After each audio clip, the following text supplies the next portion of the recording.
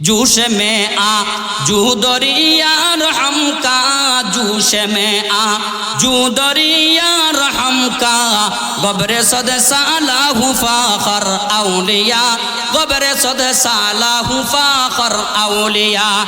हद से अब तर हो गया है हाल मुजबत कार का, हद से अब तर हो गया है हाल मुजबत कार का, कर मेरे इमदाद अल्लाह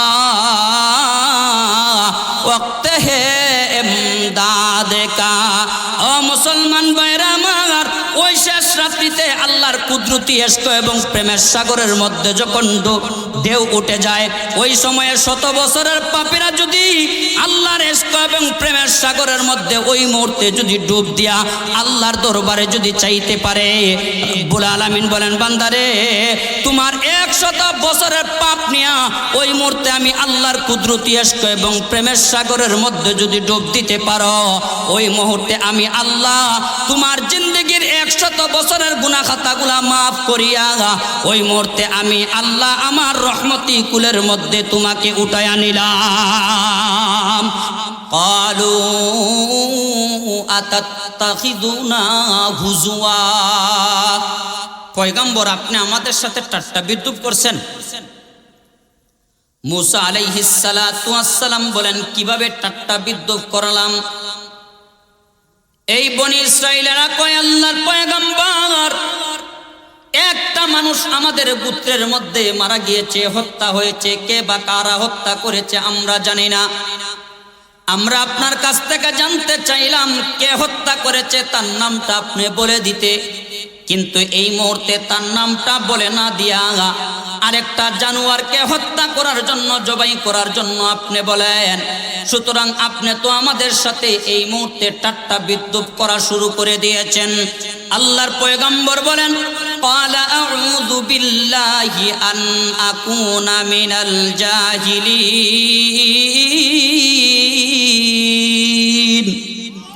মুসা আলাইহিস সালাতু ওয়াস সালাম বলেন এই ঠাট্টা বিদ্রূপ করা, অযথা কথাবার্তা বলা জিন্দেগিতে কোনোদিন আল্লাহর মনোনীত পয়গম্বরগণের কোনো কাজ হতে পারে না। সুতরাং জাহিলদের কাজ হতে পারে। এই জাহিলদের অন্তর্ভুক্ত হওয়া থেকে এই মুহূর্তে আমি পয়গম্বর আল্লাহর কাছে এই মুহূর্তে আশ্রয় প্রার্থনা করলাম।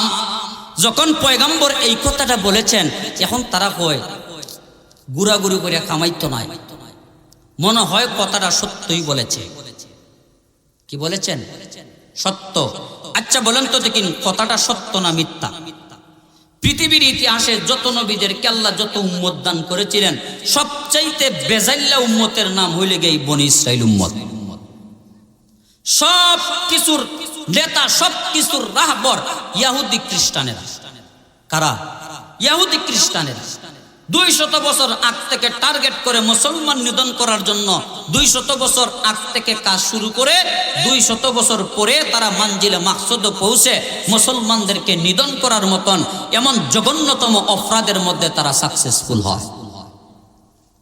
মুসা আলাইহিস সালাতু ওয়াস সালাম যখন একটু ধমকি দিয়া এই কথাটা বললেন, সাথে সাথে তারা আলাদা আরেকটা জায়গার মধ্যে যাইয়া পরামর্শ করেছে, রে যেহেতু পয়গম্বর এমন কথা বলেছে, সুতরাং তার কাছ থেকে যাওয়া যাবে না। আমরা আরেকবার সবাই একমত হয়ে ওই গাভীটা জবাই করার জন্য আমরা সবাই একমত হয়ে যাই। সবাই এই কথা শোনার পরে তারা কইতে ঠিক আছে আমরা একমত হইলাম, কারণ দ্বিতীয়ত কোনো রাস্তা নাই হত্যাকারীর নাম বাহির করার। আবার যদি গুইরা গোত্রের কাছে যাই, আবার এই হত্যাযোগ্য অপরাধ কয়টা মার্ডার যে আর হইব তার কোনো হিসাব নিকাশ নাই। সুতরাং আমরা পয়গম্বরের কাছে থাকি, তাই কিভাবে জবাই করা যায় এই পন্থাটা পয়গম্বরের কাছ থেকে আমরা জানি। একটা কথা আমি শুরুতেই বলি, তাফসীরের কিতাবের মধ্যে আছে ওই সময়ে তারা যদি যে কোনো একটা গাবি জবাই তারা করে দিত, কইরা গাভীর একটা গোশতের টুকরা দ্বারা মৃত মানুষটার শরীরের মধ্যে যাইয়া যদি তারা আঘাত করত, আঘাত করার সাথে সাথে ওই মৃত মানুষটা জীবিত হয়ে তার হত্যাকারীর নাম ঠিকানা তাদের সামনে প্রকাশ করে দিত। কিন্তু তারা এইভাবে সুজা একটা গাভীকে দইরা জবাই না কইরা এক নম্বরে মূসা আলাইহিস সালাতু ওয়াস সালামকে প্রশ্ন করে। তাফসীরের কিতাবের মধ্যে আছে ফাশাদ্দাদাল্লাহু আলাইহিম, তারা এই গাবি জবাই করতে যাইয়া যতই ঘোরাফেরা করতেছে আল্লাহ পাক তাদের ঘোরাফেরাকে আল্লাহ পাক ততই তাদের জন্য কঠিন করে দিয়েছেন। আল্লাহর আদেশ জবাই করো, আল্লাহর আদেশটা তারা সরাসরি নগদ তারা না মাইনা যখন বিলম্ব করে, একের পর এক যতই বিলম্ব করে তখনই এই গাবিটা তাদের উপরে কঠিন হয়ে নেমে আসে। এক নম্বরে তারা প্রশ্ন করে, খেয়াল করে শুনবেন, বুঝতেছেন তো আমার কথা? সবার মনোযোগ আছে? আল্লাহ কবুল করো, সবাই বলেন আমিন।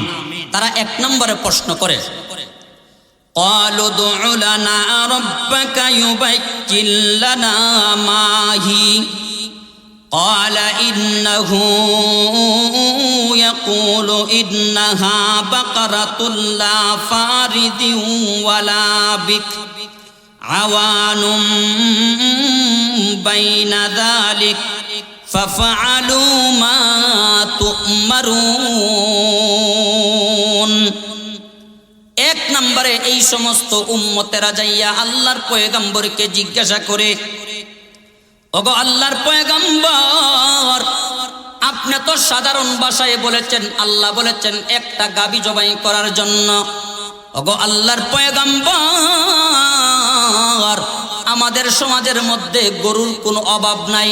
এই বাড়ির মধ্যে কয়েকটা গরু আছে, আমাদের বাড়ির মধ্যে গরু আছে, শত শত হাজার হাজার গরু আছে। ওগো আল্লাহর পয়গম্বর, এক নম্বরে আপনার কাছ থেকে আমরা জানতে চাই, আল্লাহ যেই গাবিটা জবাই করার কথা বলেছেন, মেহেরবানি করে আল্লাহর কাছ থেকে জেনে আমাদের কাছে পৌঁছায়া দেন।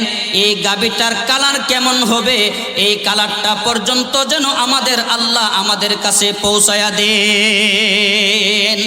আচ্ছা, আমি আপনাদেরকে জিজ্ঞাসা করি, প্রথমে আল্লাহ বলেছিলেন লাল কালারের গরু জবাই করো। আল্লাহ কালার চাইছিলেন? চান নাই।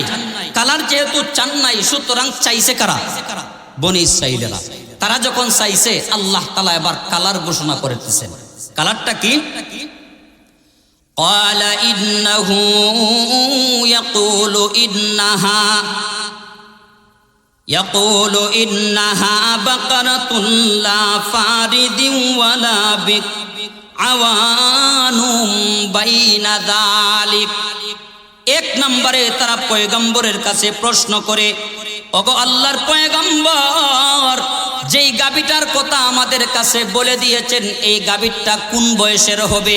কারণ বাছুর গরু আছে, বৃদ্ধ গরু আছে, মাঝারি বয়সের গরু আছে। ওগো আল্লাহর পয়গম্বর, এক নম্বরে আল্লাহর কাছ থেকে আমাদের কাছে পৌঁছায়া দেন, এই গাবিটার বয়স কেমন হবে? আল্লাহর পয়গম্বর বলেন, লা ফারিদিন ওয়ালা বিক আওয়ানুম বাইনা যালিক।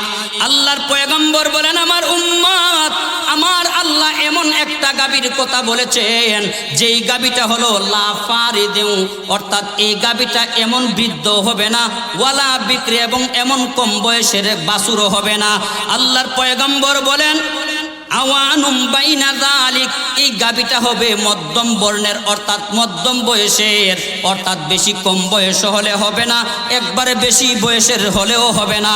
আল্লাহর পয়গম্বর বলেন, যেহেতু আমার কাছে এই গাবির এক নম্বরে বয়স সম্পর্কে জিজ্ঞাসা করেছ, আমার রব্বুল আলামিন এই গাবির যেই বয়সটা তোমাদের সামনে নির্ধারণ করে দিয়েছেন, এবার আমার কাছ থেকে তোমরা যাও, তালাশ করতে করতে এই মধ্যম বয়সের যেই গাবিটা যেই জায়গার মধ্যে পাইবা, ওই জায়গা থেকে আইনা ওই মুহূর্তে ওই গাবিটাকে জবাই করে গাবির একটা গোশতের টুকরা দিয়া তোমাদের মৃত মানুষটার শরীরের মধ্যে যেই মুহূর্তে তোমরা আঘাত করবা, ওই মুহূর্তে মৃত মানুষটা জীবিত হয়ে। তাফসীরের কিতাবের মধ্যে এই পর্যন্ত মুফাসসিরিনে কেরামগণ উল্লেখ করেন যে মধ্যম বয়সের একটা গাবি দইরা যদি জবাই করিলেই তো জবাই করার সাথে সাথেই তারা এই বিশাল বড় সমস্যা থেকে তারা মুক্তি পাওয়া যাইত। সুবহানাল্লাহ বলেন।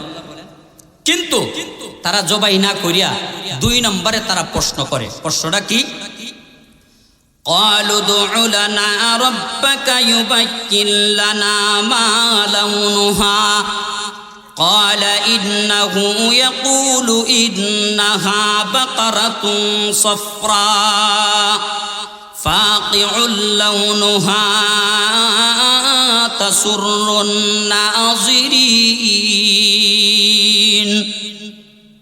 দুই নম্বরে তারা কই ওগো আল্লাহর পয়গম্বর তার কালারটা এবার বলেন আল্লাহর পয়গম্বর বলেন قال إنه يقول إنها بقرة صفراء আমার আল্লাহ মধ্যম বয়সের যে গাবিটার কথা বলেছেন এই গাবিটার কালার হবে একদম হলুদ বর্ণ কি বর্ণ হলুদ বর্ণ শুধু হলুদ বর্ণের হলে হবে না ফাকিউল লাউনুহা একদম এই বর্ণটা একদম গাঢ় হলুদ বর্ণের হওয়া লাগবে তাসুরুন নাজিরিন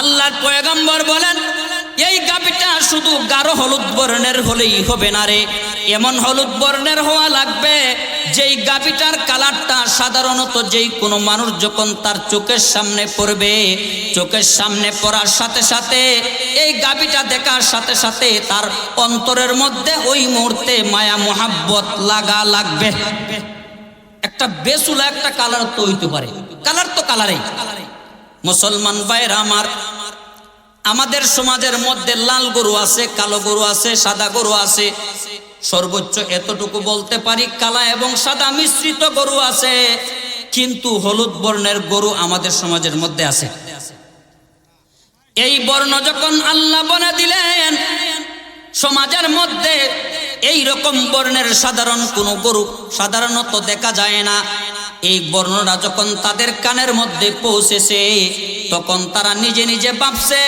যতবার প্রশ্ন করেছি ততবার আল্লাহর পক্ষ থেকে এই হুকুমটা আমাদের জন্য কঠিন হয়ে গেছে মানে এটা তারা বুঝছে এখন এই বর্ণের গরুটা তারা পাইব কই যদিও পায় তারা চিনব কেমনে এক নাম্বার মধ্যম বয়সের হওয়া লাগবে দুই নাম্বার হলুদ বর্ণের হওয়া লাগবে হলুদ বর্ণ হলেই হবে না গাঢ় হলুদ বর্ণ হওয়া লাগবে শুধু গাঢ় হলুদ বর্ণ হইলেই হবে না বরঞ্চ এই কালারের গরুটা সাধারণ মানুষের চোখের সামনে পড়লেই মানুষের ভিতরের মধ্যে মায়া মোহাব্বত আর আকর্ষণও লাগা লাগবে চিন্তা করছেন কি পরিমাণ কঠিন তারা করছে আচ্ছা এখন এই কালারটা শুই না সবটির খান যখন খাড়া হইয়া গেছে তখন 3 নম্বরে আল্লাহর পয়গম্বরের কাছে আরেকটা আবদার যাইয়া জানায় আবদারটা কি قالوا ادع لنا ربك يبين لنا ما هي إن البقرة تشابه علينا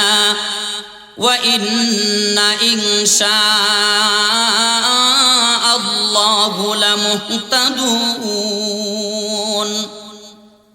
মুসা আলাইহিস সালাতু ওয়াস সালামের কাছে তারা কয় ওগো আল্লাহর পয়গম্বর ইন্নাল বাকারা তাশাবাহা আলাইনা এই গাবিটা তো আমাদেরকে সন্দেহের মধ্যে ফলায়া দিছে ওগো আল্লাহর পয়গম্বর ইউবাইয়িন লানা মাহি এই সন্দেহের মধ্যে যেহেতু এই গরুটা আমাদেরকে পালাইয়া দিয়েছে সুতরাং 3 নম্বরে আপনি আরেকটা আলামত আমাদের সামনে বর্ণনা করে দেন আর বলবো না শেষ পর্যায়ে তারা কয় আল্লাহর পয়গম্বর আপনি মেহেরবানি করে আল্লাহর কাছ থেকে চাইয়া আবেদন নিবেদন করিয়া আপনি মধ্যম বয়সের গাঢ় হলুদ বর্ণের গরুটার একটু নিদর্শন বইলা দেন ওয়া ইন্না ইনশাআল্লাহু লামুহতাদুন আশা করি এবার আপনি যেই চিহ্নটা আলামতটা গাবির বলবেন আল্লাহ চাহেতু এই বর্ণনাকৃত এই গাবিটা ইনশাআল্লাহ আমরা পেয়ে যাব সুবহানাল্লাহ এবার বলেন তাফসীরের কিতাবের মধ্যে আছে তারা 3 নম্বর যাইয়া যদি তারা ইনশাআল্লাহ না বলতো কিয়ামত পর্যন্ত ঘুরলেও এই গাবিটা তাদের হাতে নাগালের মধ্যে আসতো না এবার 3 নম্বর আবেদন নিবেদনের জবাবে আল্লাহর পয়গম্বর আল্লাহর কাছে শেষ পর্যন্ত একটা আবদার করলেন আল্লাহ পাঠাইছেন তো এই ফেসাইল্লা উম্মতের কাছে এখন তারাই তো ফেসালের মধ্যে ফেলাইছে আল্লাহ আমারও ফেসাল থেকে বাহির করে দেন তারারও এই বেজাল থেকে আল্লাহ মুক্তি করে দেন আল্লাহ দয়া কইরা মেহেরবানি করিয়া রব্বুল আলামিন 3 নম্বরে একটা গাবির আলামতটা আল্লাহ আমাদের সামনে একটু প্রকাশ করে দেন আল্লাহ 3 নম্বরে বলেন قال إنه ইয়াকুলু ইন্নাহা বাকারাতুন লা দালুলুন তুসিরুল আরদা ওয়ালা তাসকিল হারথ মুসাল্লামাতুল লা শিয়াতা ফিহা ক্বালুল আনা জি'তা বিল হক ফাযাবাহুহা ওয়া মা কাদু ইয়াফআলুন। মূসা আলাইহিস সালাতু ওয়াস সালাম শেষবারের মতন তাদেরকে বলেন, এ আমার উম্মতেরা, তোমরা 3 নাম্বার বার আমার আল্লাহর কাছে আবেদন করার জন্য তোমরা বলেছিলে, আল্লাহর কাছে আমি আবেদন নিবেদন করেছি। রব্বুল আলামিন 3 নম্বরে এই গাভীটার একটা নিদর্শন আল্লাহ তাআলা বলে দিয়েছেন। 3 নম্বরে রব্বুল আলামিন বলেন, ইন্নাহা বাকারাতুন লা দালুল তুসিরুল আরদ ওয়ালা তাসকিল হারস। এই গাভীটা জিন্দেগিতে কোনোদিন কোনো কৃষকের হাতে হাল চাষে ব্যবহৃত হলে হবে না। আল্লাহর পয়গম্বর বলেন 2 নম্বরে রব্বুল আলামিন এই গাভীটার আলামত বর্ণনা করে আল্লাহ বলেন ওয়ালা তাসকিল হারস, এবং কোনো পানি সেচের কাজেও এই গাভীটা ব্যবহৃত হলে হবে না। আল্লাহর পয়গম্বর বলেন মুসাল্লামাতুল লা শিয়াতা ফিহা, এবং কোনো মানুষ যদি এই গাভীটার শরীরের মধ্যে কোনো জিন্দেগিতে কোনো আঘাত করে, এই আঘাতের চিহ্ন থাকলেও কিন্তু এই গাভী দ্বারা হবে না। আল্লাহর পয়গম্বর বলেন রব্বুল আলামিন বলে দিয়েছেন পৃথিবীর কোনো মাখলুকের হাতে ওই গাভীটা যাইয়া জিন্দেগিতে পৃথিবীর কোনো মানুষের কাজে ওই গাভীটা কোনো দিন ব্যবহৃত হলে হবে না। 3 নম্বর বার তারা আবদার করে চাইছিল একটু সহজ করত, আল্লাহ পাক আরো কঠিন করে দিলেন। তার একমাত্র কারণ হলো আল্লাহ যখন আদেশ করেছেন, এই আদেশটা যখন তারা বিলম্ব করেছে, আল্লাহর পক্ষ থেকে বিলম্ব করার কারণে এই কাজটা তাদের উপরে আরো কঠিন হয়ে নেমে এসেছে। এই পর্যন্ত বুঝছেন? কয়টা বাজে? 10:46। তাহলে আমার কাছে টাইম আছে আর মাত্র 14 মিনিট। এই 14 মিনিটে দেখি গাভীটা নিয়ে একটু বাহির করা যায়, কারণ গাভীর আলামত জানলাম, এখন গাভীটা বাহির করা লাগতো না। আপনারা তো কষ্ট হইতেছে এটা বুঝতেছি, কিন্তু বইসা আছেন যে লাট থেকে কোনো কিছু লইয়া যাই। সুবহানাল্লাহ হয় না? আল্লাহ কবুল করুক, সবাই বলেন আমিন। আচ্ছা, এখন গাভীটা কোন জায়গায় পাওয়া যাবে? গাভীটা পাওয়া যাওয়ার স্থান এবং উৎস হলো বনি ইসরাইলের মধ্যে একটা মাসুম বাচ্চা সন্তান আছিল। এই সন্তানটা মা এবং বাবার বড় ফরমাবরদারি ছিল। তাফসীর ইবনে কাসিরের মধ্যে আল্লামা ইবনে কাসির রাহমাতুল্লাহি আলাইহি এই ছেলেটা যে মা বাবার কথা মানতো, মা বাবার খেদমত করত, মা বাবার ফরমাবরদারি ছিল সন্তানটা, একটা আলামত বর্ণনা করেছেন। যে আলামত আর নিদর্শন হলো একদিন একজন আল্লাহর বান্দা একটা হীরার একটা টুকরা নিয়া, হকারি করে না, হকারি বাইরে বাইরে জিনিস লিয়া ঘুরে বেচার জন্য, এই হীরার একটা টুকরা নিয়া ওই বনি ইসরাইলের ওই বাচ্চার বাড়িতে গেছে। বাচ্চার বাড়িতে যাইয়া যখন বলেছে যে এই হীরার টুকরাটা কেউ কিনবানি, এই বাচ্চাটার চোখের মধ্যে বড়ই সুন্দর লাগছে। সুন্দর লাগার সাথে সাথে কয়, দাম কত? এই হীরার টুকরাটা আমি কিনতে রাজি আছি। কারণ হীরার টুকরাটা যখন কিনতে গেছে তখন উনি দাম চাইছে 70,000 দিনার। কত হাজার দিনার? 70,000। উনি বলে যে দাম দর করলাম না, 70,000 দিনার দিয়া কিনলাম, তবে শর্ত হলো আমার আব্বা সারাদিন কর্ম করে ঘুমাইছেন, আমার আব্বা যখন ঘুম থেকে উঠবেন তখন আপনাকে আমি 70,000 দিনার আমার আব্বার অনুমতিক্রমে আব্বার কাছ থেকে নিয়ে তোমার আমি দিব। ওই মুহূর্তে আল্লাহর বান্দা কয়, 70,000 দিনার তোমার কাছে আমার হীরার টুকরাটা দাম দর হয়েছে। এই মুহূর্তে তোমাকে আমি একটা অপশন দিয়া দেই, আমার হাতে টাইম কম, আমার অন্য জায়গায় যাইয়া আরো ব্যবসা বাণিজ্য করা লাগবে। সুতরাং যেই হীরার টুকরাটা 70,000 দিনার দিয়া তুমি আমার কাছ থেকে তুমি খরিদ করলা রে আল্লাহর বান্দা, তোমারে আমি একটা অপশন আর একটা অফার দিয়া দেই। তোমার আব্বারে ঘুমন্ত অবস্থায় রাইকা এই 70,000 থেকে 10,000 দিনার কমাইয়া 60,000 দিনার দিয়া এই মুহূর্তে এই হীরার টুকরাটা আমার কাছ থেকে তুমি নিয়ে নাও। 10,000 কমাইলাম, তবে শর্ত হইলে তোমার আব্বা ঘুমন্ত তাক টাকাটা তুমি দিলাও। ওই আল্লাহর বান্দা কয়, অসম্ভব কথা। 10,000 নয়, যদি 20,000 আমার কাছ থেকে কমে নেওয়ার যদি অফার আপনি দেন, তাহলে কলিজার টুকরা আব্বার আরামের মধ্যে সামান্যতম আমি ডিস্টার্ব করার মতো সন্তান আমি না। সুবহানাল্লাহ বলেন না। আজকে যদি একটা মাটির পাতিল নিয়ে যদি আমরা বাড়ি যাই, আরে বাবা বেন্দা একটা লিয়া দুয়ারের মধ্যে বাড়ির ছুটে আব্বা আবার ঘুমো থাকতা দিবাইতে দিবাই আর নইলে বাইরে সব গুড়া করে নিব। আব্বা তস্ত করে ঘুম থেকে একটা হাই রে ই জল্লা দাবার করতে চাইল, কয় গোরের মধ্যে বাড়ির মধ্যে কি আইসে রাখতো, কয় আমি ঘুমাই দেন পকেট যা আছে তা দিয়া হইলো তুই বলারে সামাল। এরকম আমরা করিনি না করি না? আচ্ছা, ওই বনি ইসরাইলের আল্লাহর বান্দা কয় অসম্ভব হবে না। কিছুক্ষণ পরে আল্লাহর বান্দা ওই ব্যবসায়ী মানুষটা নাবালেগ বাচ্চাটারে সামনে নিয়ে আলাদা জায়গার মধ্যে নিয়ে কয়, তোমারে তো প্রথম অবস্থায় আমি 10,000 দিনারের অফার দিয়েছিলাম, এই কারণে আমি তোমারে আরেকটু অফার দিয়ে আমি তোমার কাছে দাবি রাখতে চাই। 30,000 দিনার কমায়া দিলাম, মাত্র 30,000 দিনারটা তুমি আমাকে দিয়া দাও। এরপরও আমার শর্ত হলো তোমার আব্বারে ঘুমন্ত রাইকা যেই কোনো কাজ থেকে যেই কোনো জায়গা থেকে ম্যানেজ করে টাকাটা আমার কাছে পৌঁছাইয়া দাও। অসম্ভব কথা, আব্বার অনুমতি ছাড়া অথবা আব্বারে ঘুম পাড়াইয়া আমি ফ্রি হইল তোমার এই হীরার টুকরাটা নিতে আমি রাজি না। সুবহানাল্লাহ বলেন না। এই দাম দর পুরানোর পরে হঠাৎ করে যখন আল্লাহর বান্দার পিতা যখন ঘুম থেকে উঠেছে, তখন ঘর থেকে বাইর হইয়া গেছে দেখতে ব্যবসায়ী কই। ওই মুহূর্তে আল্লাহর পক্ষ থেকে ছদ্মবেশী ওই ব্যবসায়ীটা আল্লাহর হুকুমে তার সামন থেকে গায়েব হয়ে গেছে, আর নাই। সুবহানাল্লাহ বলেন।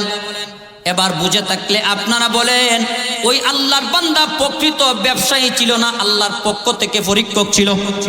পরীক্ষক না, পরীক্ষা করার জন্য গেল। তার 1 নম্বর আলামত। 2 নম্বরে তাফসিরে মাযহারির মধ্যে আল্লামা সানাউল্লাহ পানিপতি রহমতুল্লাহি আলাইহি উল্লেখ করেন যে ওই আল্লাহর বান্দা এক পর্যায়ে যখন গরিব হয়ে যায়, অসহায় হয়ে যায়, তখন আল্লাহর বান্দা মনে মনে ভাবলো যে আমি যদি এই মুহূর্তে মারা যাই, আমার সহায় সম্পত্তি বলতে তো কোনো কিছু নাই, এই আমার একটা মাত্র সন্তান, আমি মারা যাওয়ার পরে কার কাছে যাবে, কার জিম্মাদারিতে থাকবে? সুতরাং বিবির সাথে পরামর্শ কইরা কয়, একটা ছোট্ট একটা গরুর বাচ্চা আছে, এই গরুর বাচ্চাটা আমার উত্তরাধিকারী সূত্রে আমি আমার সন্তানের জন্য কোথাও আমি আমানত হিসাবে রেখে যাই। বিবি বললেন কোনো অসুবিধা নাই, রেখে যান। 1 নম্বরে প্রস্তাব আসলো আমরা কোনো মানুষের কাছে দিয়ে যাই। বিবি বললেন কলিজার টুকরা স্বামী, মানুষকে সাধারণত এমন ভাবে সাধারণত স্বাভাবিকভাবে বিশ্বাস করা যায় না। তার কাছে যদি মাসুম বাচ্চার আমানতটা গরুর বাচ্চাটা দিয়ে যান, হতে পারে আপনি মারা যাওয়ার পর এই মাসুম বাচ্চাটার দিকে তাকাইয়া আল্লাহর বান্দা অস্বীকার করে বসতে পারে। সুতরাং যার কাছেই দিবেন ভিতরের মধ্যে একটা সন্দেহ কিন্তু রয়েই যায়। এই কারণে প্রাণের স্বামী মেহেরবানি করে এমন একটা আশ্রয়স্থানের মধ্যে এই গাভীটা নিয়ে যান, যেই জায়গার মধ্যে ওই গাভীর বাচ্চাটা রাখলে পরে জিন্দেগিতে কোনোদিন খেয়ানত হওয়ার কোনো সম্ভাবনা নাই। উনি বললেন তাহলে কোন জায়গায় রাখা যায়? মানুষ তো বলতো কাউকে বিশ্বাস করা যায় না, তাহলে কি করা যায়? উনি বললেন তাহলে এক কাজ করি, এই গাভীটাকে সম্পূর্ণরূপে স্বয়ং রব্বুল আলামিনের কাছে ওই মুহূর্তে আমানত হিসাবে আমার সন্তান তার জন্য আমি আল্লাহর হাওলা করে ছেড়ে যাই। আর একটু জোরে বলেন সুবহানাল্লাহ। এমন তাওয়াক্কুল আমরা রাসেনি। আল্লাহর পয়গম্বর বলেন যে আল্লাহর কোন বান্দা বান্দি আমার উম্মতের ভিতরে যদি 100% আল্লাহকে দিয়া যদি তাওয়াক্কুল আর আস্থা বিশ্বাস থাকে, তাহলে আকাশের উড়ন্ত পাখিকে আল্লাহ যেভাবে রিজিক দান করেন, ওই তাওয়াক্কুল করনেওয়ালা বান্দা বান্দিদের ঘরের ভিতরেও আল্লাহ তাআলা ওইভাবে আল্লাহ তাআলা রিজিক পৌঁছাইয়া দিবেন। কিন্তু হাই হুতাশ 5 তলা থাকলেও 10 তলার আশা, 10 তলা থাকলেও 20 তলা আশা, হাই হুতাশ তাওয়াক্কুল নাই, আস্থা বিশ্বাস নাই। শুধু বলি যে যতটুকু কামাই করতে পারবো ততটুকুই আমার পেট ভরবো, কিন্তু পেট তো ভরে না। আল্লাহর পয়গম্বর বলেন পেট ভরবো একদিন, যেদিন মাটির নিচে যাইবা ওই মাটিতেই তোমার পেট ভরবো। কথা কোন ঠিক না বেঠিক? যাই হোক, আল্লাহর বান্দা নির্জন একটা জঙ্গলের সাইডে যাইয়া উনি আল্লাহর হাওলা কইরা ওই গাভীর বাচ্চাটাকে সাইরা দিলেন। আল্লাহকে বলেন, আল্লাহ মেহেরবানি করে আমি মারা যাওয়ার পরে গাভীর বাচ্চাটা যখন উপযুক্ত হবে, আমার সন্তানটা যখন একরকম বুঝদার হবে, আল্লাহ মেহেরবানি করে আমার সন্তানটার কাছে আল্লাহ এই গাভীর বাচ্চাটা পৌঁছাইয়া দিও। আল্লাহ শুনছেন কি শুনছেন না? এই কথা বলার পর কিছুদিন পরে আল্লাহর বান্দার ইন্তেকাল হয়ে গেছে। ওই আল্লাহর বান্দা মাসুম বাচ্চা মা বাবার মায়ের খেদমত খুব মনোযোগ দিয়া করে। এক নম্বরে সকালবেলা যায়, বিকালবেলা যা কামাই করে তা ইনকাম করে তাকে প্রথম অবস্থায় 3 ভাগ করে। কয় ভাগ? 1 ভাগ নিজের জন্য, আরেক বার পরিবারের বাজার হাটের জন্য, আরেক ভাগ ইনকাম আমানত হিসাবে হিসাব দিয়া কলিজার টুকরা আম্মার কাছে রাতের বেলা পৌঁছায়া দে। 3 ভাগ যা ওই সারাদিনে রুজি করে, এই রুজিটারে 3 ভাগ করে 1 ভাগ নিজের জন্য, 1 ভাগ ঘরের খরচের জন্য, আর 1টা ভাগ পয়সা ডাইরেক্ট আম্মার কাছে আমানত হিসাবে রাখে। আম্মা আপনি যা লাগে আপনি নিজের ব্যক্তিগত পক্ষ থেকে আপনি খরচ করতে পারেন। এবার চিন্তা করে দেখেন আজকের সূরাতুল বাকারার এই 71 থেকে নিয়ে 73 নম্বর আয়াতের তাফসীর থেকে একটু চিন্তা করে দেখেন, এমন সন্তান কি আমাদের ঘরে ঘরে আছে? মা বাবা যখন অচল হয়ে যান, বৃদ্ধ হয়ে যান, এই পরিবারের দায়িত্ব যখন উপযুক্ত সন্তানের কাছে চলে যায়, তখন ওই মুহূর্তে বৃদ্ধ বাবা কিন্তু 20টা টাকা পান না মিরপুর বাজারে ইয়া চা পান করার।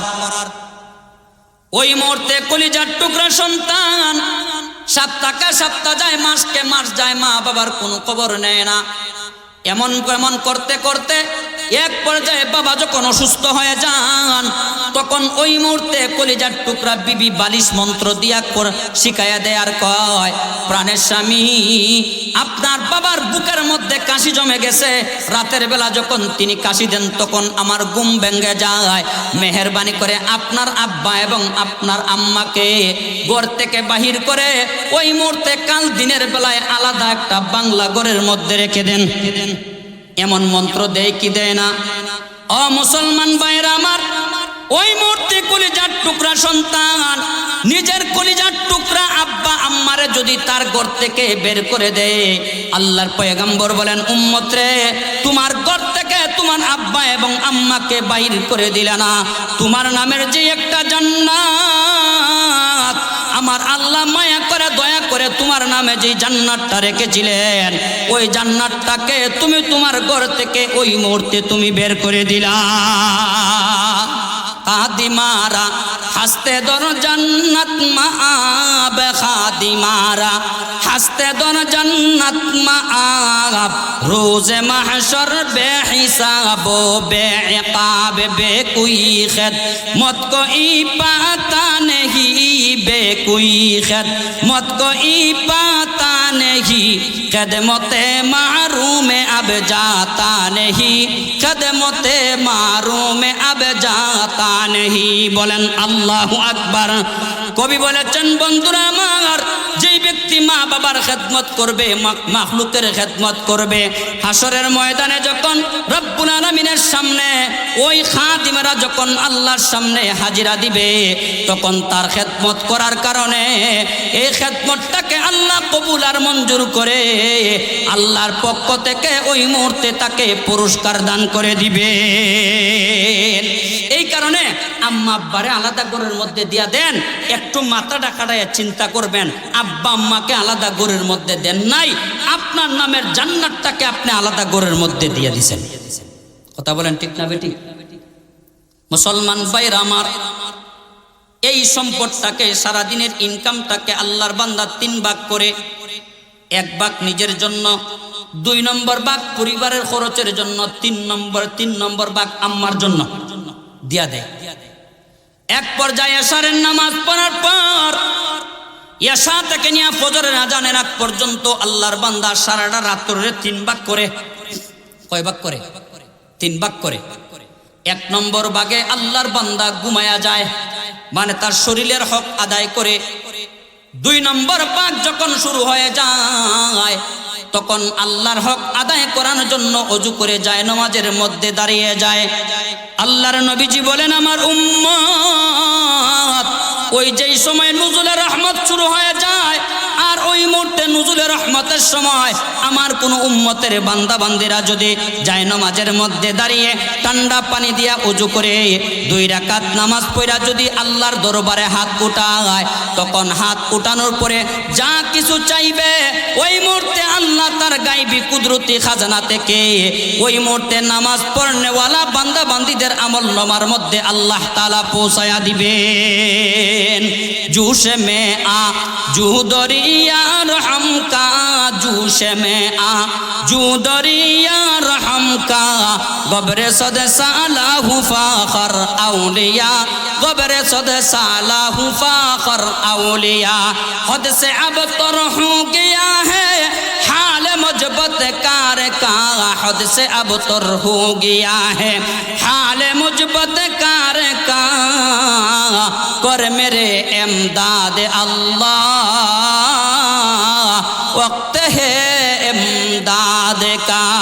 ও মুসলমান ভাইরা আমার, ওই শেষ রাত্রিতে আল্লাহর কুদরতি ইশক এবং প্রেমের সাগরের মধ্যে যখন ঢেউ উঠে যায়, ওই সময়ে 100 বছরের পাপীরা যদি আল্লাহর ইশক এবং প্রেমের সাগরের মধ্যে ওই মুহূর্তে যদি ডুব দিয়া আল্লাহর দরবারে যদি চাইতে পারে, রব্বুল আলামিন বলেন বান্দারে তোমার 100 বছরের পাপ নিয়া ওই মুহূর্তে আমি আল্লাহর কুদরতি ইশক এবং প্রেমের সাগরের মধ্যে যদি ডুব দিতে পারো, ওই মুহূর্তে আমি আল্লাহ তোমার জিন্দেগীর 100 বছরের গুনাহ খাতাগুলা মাফ করিয়া ওই মুহূর্তে আমি আল্লাহ আমার রহমতি কুলের মধ্যে তোমাকে উঠায়া নিলাম। আল্লাহু আকবার বলেন না।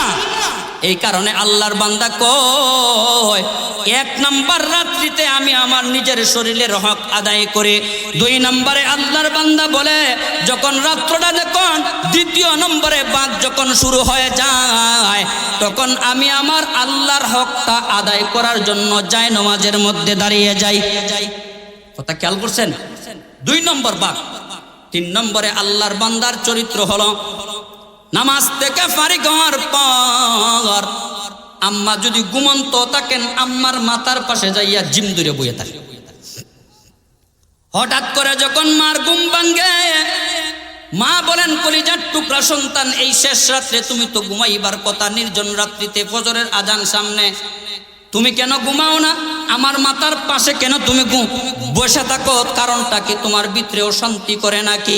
ওই কলিজার টুকরা সন্তান বলে আম্মা আমি তো জানি শুধু আমার আল্লাহর হক আদায় করলে জান্নাত পাওয়া যাবে না, আমার আল্লাহর হক আদায় করার সাথে সাথে যতক্ষণ পর্যন্ত আম্মা এবং আব্বার অন্তরটাকে আমি খুশি না করব, ততক্ষণ পর্যন্ত আল্লাহর দেওয়া জান্নাত পর্যন্ত আমি সন্তান হিসাবে যাইতে পারবো না। এই কারণে আল্লাহ বলেন ফাকাযা রাব্বুকা আল্লা তা'বুদু ইল্লা ইয়্যা। আল্লাহ বলেন 1 নম্বরে চূড়ান্ত পর্যায়ের ফয়সালা হলো আমি আল্লাহর হক আদায় করা লাগবে।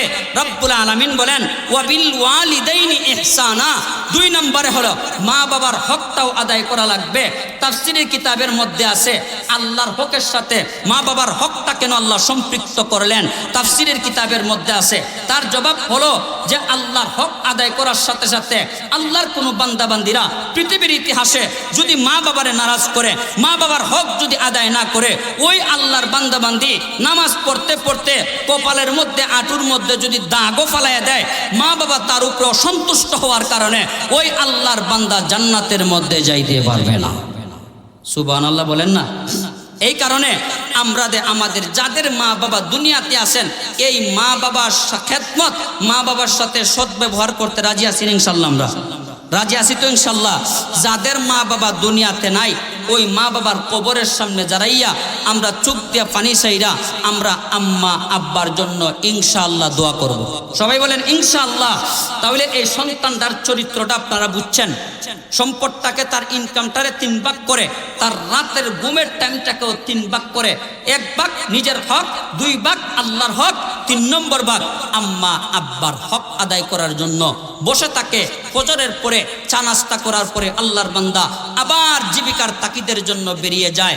এরকম ভাবে কষ্ট করতে করতে করতে করতে এক পর্যায়ে আম্মা যখন দেখলেন এই সন্তানটা ছোটকাল থেকেই এত মেহনত ও মুশাক্কতের মাধ্যমে জীবিকা চালাইতেছে, দেখি সন্তানটার জন্য কোনো কিছু করা যায় কিনা। তখন তিনি মনে মনে ভাবলেন, তার কলিজার টুকরা আব্বা, আমার প্রাণের স্বামী যেই গাভীর বাচ্চাটা ওই জঙ্গলের মধ্যে সন্তানের জন্য আমানত হিসাবে আল্লাহর হাওলা করে দিয়ে গিয়েছিলেন, আমি দেখি ওই সন্তানটাকে দিয়া আল্লাহর পক্ষ থেকে তার বাবার রেখে যাওয়া আমানত ওই গাভীর বাচ্চাটাকে এই মুহূর্তে আমি আনতে পারি কিনা। সুবহানাল্লাহ বলেন না? ইনশাআল্লাহ যদি সামনে সময় হয়, আরো তো 3 দিন বাকি আছে, আসেনি না নাই? আরো বাকি আছে। আল্লাহ যদি হায়াতে বাঁচায় রাখেন, ইনশাআল্লাহ সামনের সময় হলে পরে এই জঙ্গল থেকে গাভীটা আইনা জবাই কইরা বনি ইসরাইলের ব্যক্তিটার ইনশাআল্লাহ আমরা জীবিত কইরা ইনশাআল্লাহ হত্যাকারীর নাম ঠিকানা আমরা জানবো। এই পর্যন্ত আল্লাহ যেন আমাদেরকে আমল করার তৌফিক দান করেন। সবাই বলেন আমিন। কি আমল করব? এই সূরাতুল বাকারার এই ঘটনার মধ্যে রব্বুল আলামিন 2টা শিক্ষা দিয়েছেন। কয়টা শিক্ষা?